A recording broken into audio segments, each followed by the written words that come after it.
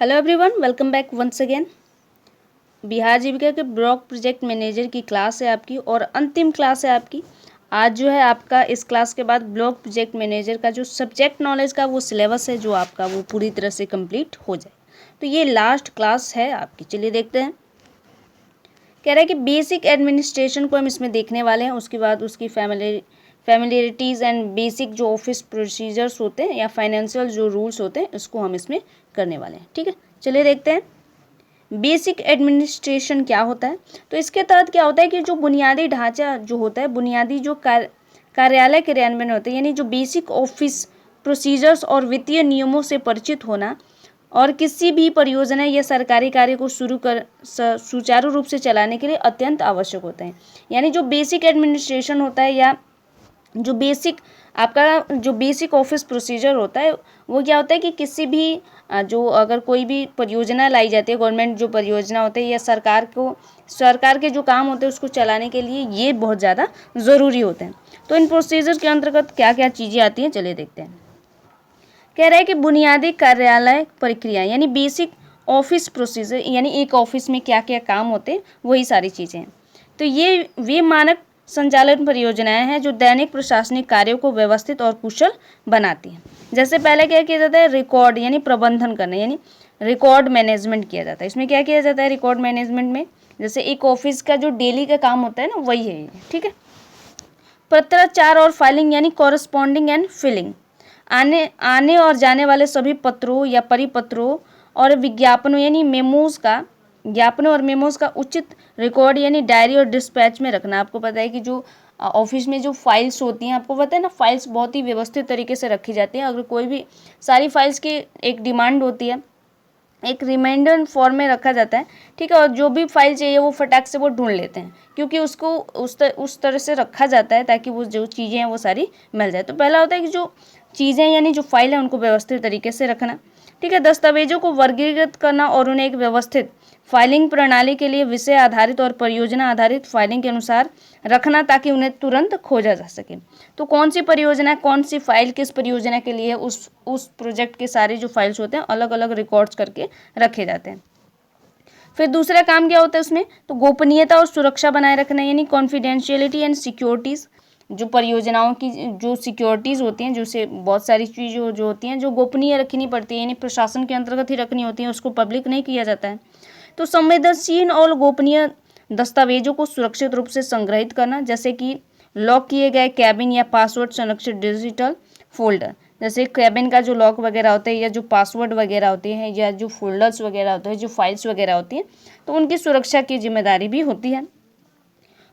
सरकारी गोपनीयता अधिनियम यानी ऑफिशियल सीक्रेट एक्ट और डेटा सुरक्षित मानदंडों का पालन किया जाता है उसमें। ठीक है, तो उसके तहत इसको रखा जाता है। उसके बाद कह रहे हैं दूसरा कह रहे हैं कि संचार और समन्वय करिए, यानी कम्युनिकेशन एंड कोऑर्डिनेशन करना। इसमें अंतर विभागीय समन्वय होता है, यानी इंटर डिपार्टमेंटल कोऑर्डिनेशन होता है। इसमें क्या होता है कि परियोजनाओं के लक्ष्यों को प्राप्त करने के लिए अन्य विभागों और सरकारी हितधारकों के साथ औपचारिक संचार स्थापित करना होता है। जैसे अन्य जो आपको पता है हर कार्य के लिए अलग अलग ऑफिस होते हैं और अलग अलग विभाग होते हैं, तो उनके साथ समन्वय स्थापित करना। मान लीजिए कोई हेल्थ डिपार्टमेंट है और उसको फूड डिपार्टमेंट से कोई फाइल चाहिए या कुछ चाहिए, तो वो उस तरह से कन्वर्जेंस करते हैं, यानी समन्वय का स्थापित करने का भी काम उसमें किया जाता है।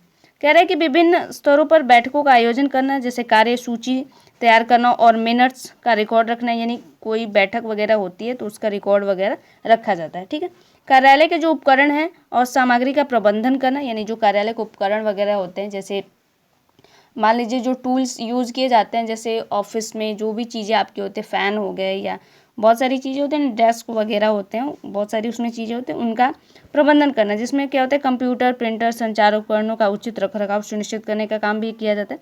और जो स्टेशनरीज वगैरह होती है, जैसे पेन्स वगैरह, पेपर्स वगैरह हो गए और अन्य जो सामग्रियाँ होगी, उनको भी नियंत्रित करना और उनकी कमी को से पहले उनको खरीद कर सुनिश्चित करना। जैसे मान लीजिए ऑफिस है, स्टाम्प वगैरह हो गए, पेपर्स वगैरह हो गए, पेन हो गए या स्टेपलर वगैरह हो गए, तो मान लीजिए कोई आपके ऑफिस में जाता है और कहता है कि आपके पास साइन करने के लिए पेन ही नहीं है या स्टेपल करने के लिए स्टेपलर ही नहीं है, तो वो सारी चीज़ें की मैनेजमेंट करने का भी जिम्मेदारी होती है जो ऑफिस में वर्क करते हैं।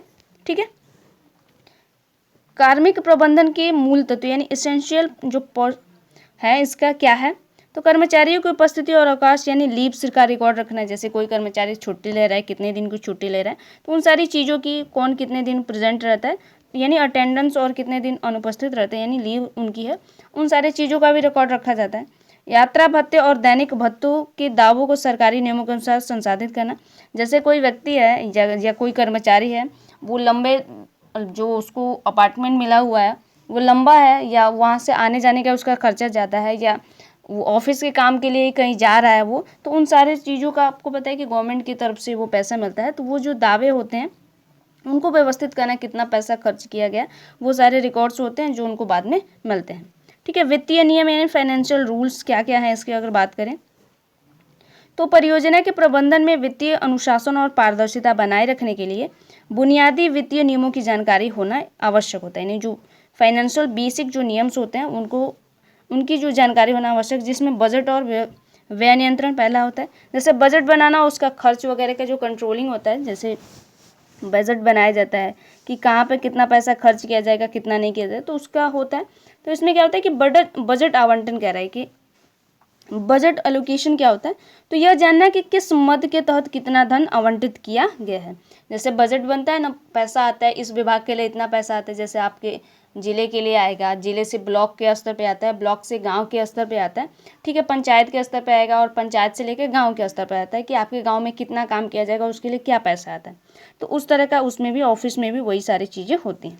व्यय की स्वीकृति करना यानी सैंक्शन ऑफ एक्सपेंडिचर, किसी भी व्यय को करने से पहले सक्षम अधिकारी से आवश्यक वित्तीय स्वीकृति प्राप्त कर लें। जैसे कोई पैसा है, फंड है, सरकार के कोई फंड है, तो उसको खर्च करने से पहले जो अधिकारी वगैरह हैं उससे संबंधित उनसे आवश्यक जो स्वीकृति यानी कि हाँ ये पैसा खर्च किया जाएगा, उनकी अनुमति लेना ज़रूरी होता है। ठीक है, विद्यमान निधि का सत्यापन करना यानी वेटिंग ऑफ फंड्स, यह सुनिश्चित करना कि जिस कार्य पर धन खर्च किया जा रहा है उसके लिए पर्याप्त बजटीय प्रावधान उपलब्ध है या नहीं है।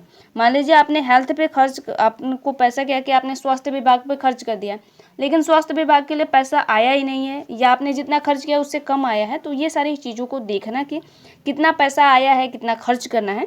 ठीक है, तो ये सारी चीज़ें होती हैं। बेसिकली ये ऑफिस वर्क होते हैं। जब आप की जॉब लग जाएगी, जब आप ऑफिस में वर्क करेंगे तो आप देखेंगे कि यही सारी चीज़ें वहाँ पे भी होंगी। ठीक है, कह रहा है कि प्रक्रिया यानी प्रोक्योरमेंट प्रोसेस क्या क्या है, खरीद प्रक्रिया क्या क्या है। तो सामान्य वित्तीय नियम जनरल फाइनेंशियल रूल्स होते हैं, जैसे खरीदना, जैसे गुड्स एंड सर्विसेज से संबंधित सरकार के GRF 2017 के बुनियादी सिद्धांतों से परिचित होना, यानी क्या क्या चीज़ें खरीदना है, जो सर्विसेज वगैरह क्या चीज़ें उसमें खरीदी जाती हैं, वो नियम बता रहे हैं। जनरल फाइनेंशियल रूल्स 2017 का रूल्स बता रहा है। ठीक है, तो वो कह रहे हैं कि उसमें खुली निविदता यानी ओपन टेंडरिंग है। यह निश्चित रूप से ऊपरी की खरीद के लिए प्रतिस्पर्धी बोलियां आमंत्रित करता है। ठीक है, दूसरा कह रहा है कि सीधी खरीद यानी डायरेक्ट परचेज, यानी छोटी राशि की खरीद के लिए निर्धारित प्रक्रियाओं का पालन करना इसमें किया जाता है। उसके बाद कह रहा है कि जेम्स यानी गवर्नमेंट्स यानी ई मार्केट प्लेस में यानी सरकारी खरीद के लिए इस ऑनलाइन पोर्टल का उपयोग की प्राथमिकता दी जाती है। तो ये सारी खरीदने की जो बेसिक चीज़ें आप ध्यान रखिए, खुली यानी ओपन ट्रैकिंग है, सीधी खरीद है, डायरेक्ट परचेस है, और जेम यानी गवर्नमेंट ई मार्केट्स के माध्यम से भी खरीदा जाता है। अगला कह रहा है कि भुगतान का लेखांकन। ठीक है, यहाँ पे 2 बार हो गया। भुगतान का लेखांकन, भुगतान और लेखांकन यानी पेमेंट एंड अकाउंटिंग कैसे की जाती है इसमें। तो भुगतान की लेखा परीक्षा यानी ऑडिट्स ऑफ पेमेंट, यह सुनिश्चित करना है कि भुगतान करने से पहले सभी बिल और वाउचर्स जांचे जाएं और सही हों। ठीक है, जो भी आप पेमेंट्स करते हैं, बिल वगैरह, आप भी जब शॉपिंग वगैरह करते हैं तो बिल वगैरह जो होता है उसको व्यवस्थित तरीके से देखते हैं कि सही है या नहीं है, या वाउचर जो आप यूज़ करते हैं तो वैसा ही होता है। उसमें फिर खर्च का प्रमाण यानी vouchers and proofs of expenditure, प्रत्येक व्यय के लिए एक मूल बिल और वाउचर सुरक्षित रखना। जैसे सरकारी विभाग में आकर मान लीजिए आपने चेयर या खरीद के आप लेके आए, तो उसका बिल आपको रखना पड़ेगा, उसका बिल आपको जमा करना पड़ेगा कि हाँ ये इतना पैसा इस पे खर्च किया गया है। तो बिलिंग भी उसमें आवश्यक होती है।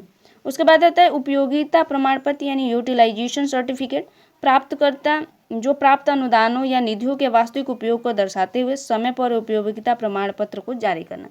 ठीक है, तो जो उपयोगिता प्रमाण पत्र है उसको भी जारी करने का काम उसमें किया जाता है। फिर कह रहा है कि कोष का दुरुपयोग यानी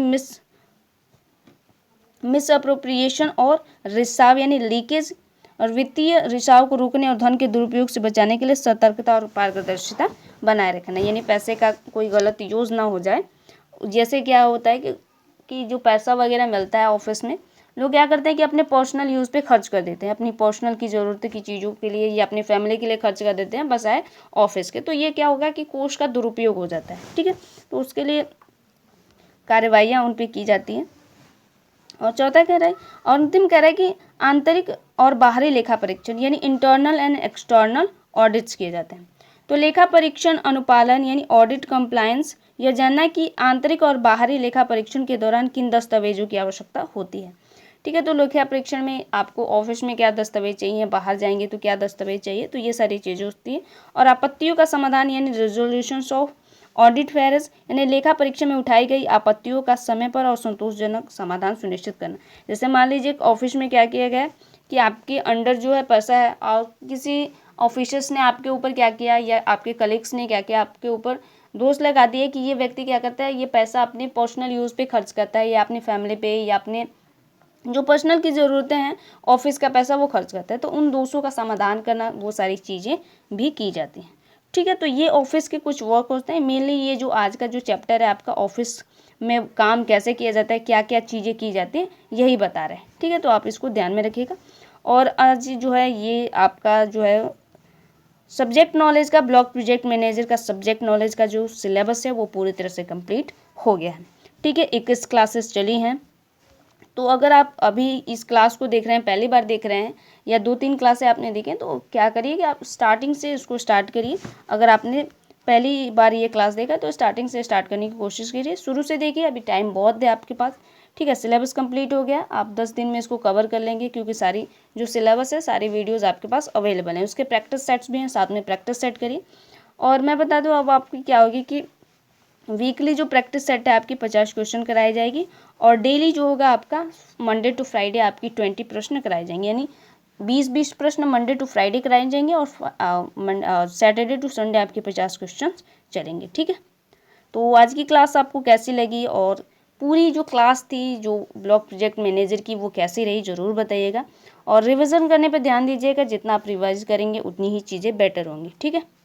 तो मिलते हैं, तब तक के लिए धन्यवाद।